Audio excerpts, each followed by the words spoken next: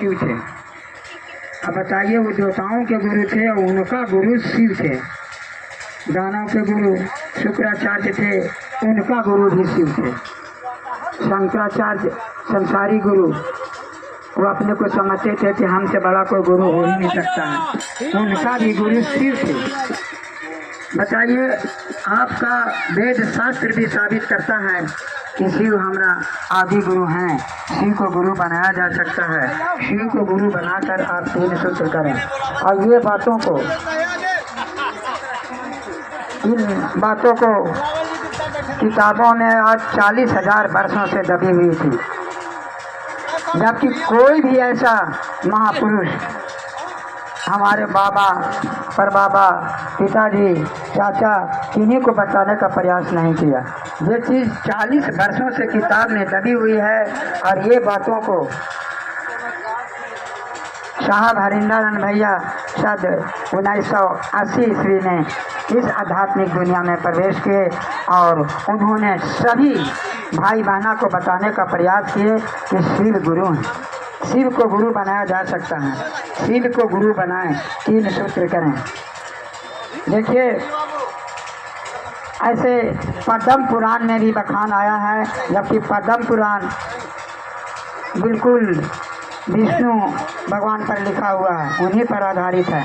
उसमें भी लिखा है वामदेवम महादेवम लोकनाथम जगत गुरु, यानी शिव ही गुरु है, शिव को ही गुरु माना गया है। पद्म पुराण का कहना है। आपका रामचरित्र मानस, जिनको आप रामायण के रूप में जानते हैं, उसमें भी तुलसीदास जी लिखे हैं तुम त्रिभुवन गुरु वेद बखाना, उसमें भी बताया गया है कि गुरु शिव ही हैं। अब बताइए, हमारे सभी वेद शास्त्र साबित करते हैं कि गुरु शिव हैं।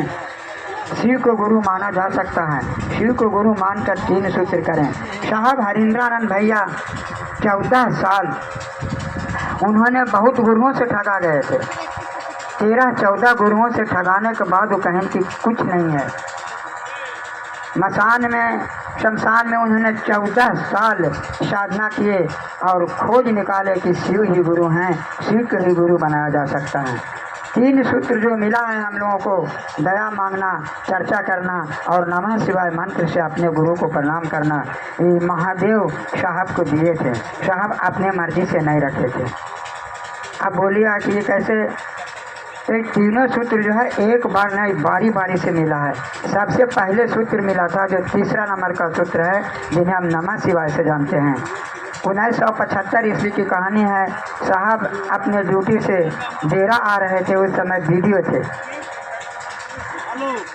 जहां इनका डेरा था वहां से इनका ऑफिस 12 किलोमीटर की दूरी पर था। जैसे अपने आवास के आसपास में पहुंचे, आम के बगीचा था, वहाँ इन्होंने सोचा कि अब डेरा पहुँच गए हैं, चाबी निकाल करके रखे।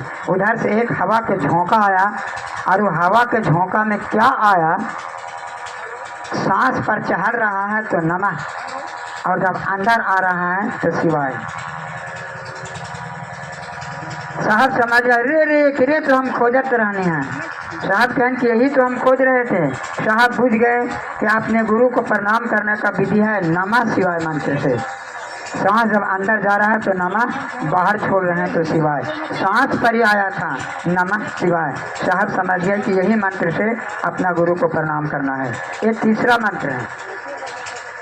आइए पहला मंत्र में दया मांगना। साहब को जब 8 साल बीत गया, कहीं कुछ नहीं है, क्या किया जाए? अगर कोई हम शारीरिक गुरु को गुरु मानते तो उनसे कुछ चमत्कार सीखा जा सकता था, लेकिन हम तो गुरु परमपिता परमात्मा शिव को माने हैं, वो शरीर में नहीं है, तो हम चमत्कार कैसे सीख सकते हैं? साहब 8 सालों तक इस बात पर मथन करते रह गए, कुछ नहीं मिला, एकदम उदास हो गए।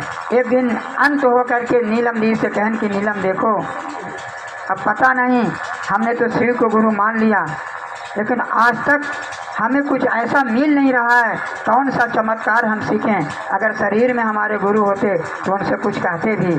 हम तो शिव को गुरु माने हैं, परमपिता परमात्मा शिव को, वो शरीर में है नहीं, हम किनसे क्या कहें? अब समझ में नहीं आता है। चिंता सुनकर शरीर दुर्बल हो जा रहा था। एक दिन अन्यास देखिए कि कुछ साधुओं के झुंड आ रहा है, 2 4 5 10 साधु लोग आए, बैठे हुए थे साहब, सबको बैठाए, जो सेवा सत्कार करना था किए। एक साधु उसमें से कहा, और साधु जो आए थे एक को कोई पहचान नहीं सके कि कौन साधु कहाँ के हैं कहाँ के नहीं हैं, एक भी पहचान में नहीं आए। एक साधु बोला कि बच्चा मुझे कुछ दक्षिणा दे दो ना, क्योंकि बाबा आप जो कहिए आपको दक्षिणा मिल जाएगा। ये दूसरा नंबर का सूत्र के बारे में कह रहे हैं, आप जो कहिए है, पहला नंबर का सूत्र के बारे में कह रहे हैं, आप जो दक्षिणा मांगिए आपको मिल जाएगा। क्योंकि चावल थोड़ा सा दे दो ना, क्योंकि नीलम बाबा को चावल दे दो। नीलम दीदी गए, जो पात्र में से वो चावल बनाती थी वही पात्र में से ला करके बाबा को देने लगे। बाबा एक मुट्ठी चावल लिए, हाथ में कुछ देर तक रखे मुट्ठी में, इसके बाद फिर नीलम दीदी को वापस कर दिए।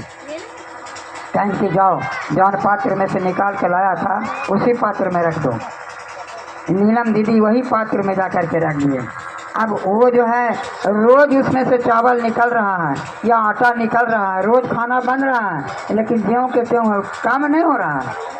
जब निकालना चाहिए उसमें से खाती तो कम होना चाहिए ना, लेकिन ऐसी बात नहीं है।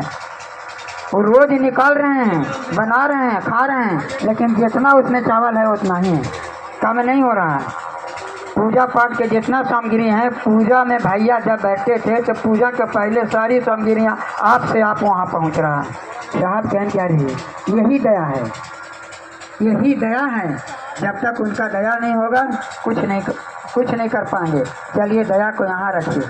आइए आप दूसरा नंबर का सूत्र में चर्चा में। साहब एक बार पटना से जब लौट रहे थे, शाम के समय हो गया, एक टीचर ट्रेनिंग वाले मास्टर थे, रास्ता में उनका घर था, डेरा था, उन्हीं के यहाँ ठहर गए। साहब जब ठहर गए तो मास्टर साहब का आदत था 4 बजे भोर में उठ के स्नान करके माँ भगवती के मंदिर में जाकर पूजा करने का। वो मास्टर साहब स्नान ध्यान किए, अब भगवती के मंदिर में चल गए पूजा करने। साहब अकेले पड़ गए। साहब बेड से उठे, दरवाज़ा में आके बैठ गए, बरामदा में आके बैठ गए। बैठ के कुछ सोच रहे थे कि 2 सूत्र तो मिल गया है, और चाहिए था। तो एक ऐसा ज्योति वहाँ आ गया जो साहब कभी नहीं देखे थे। एक ऐसा प्रकाश वहाँ आ गया जो साहब कभी नहीं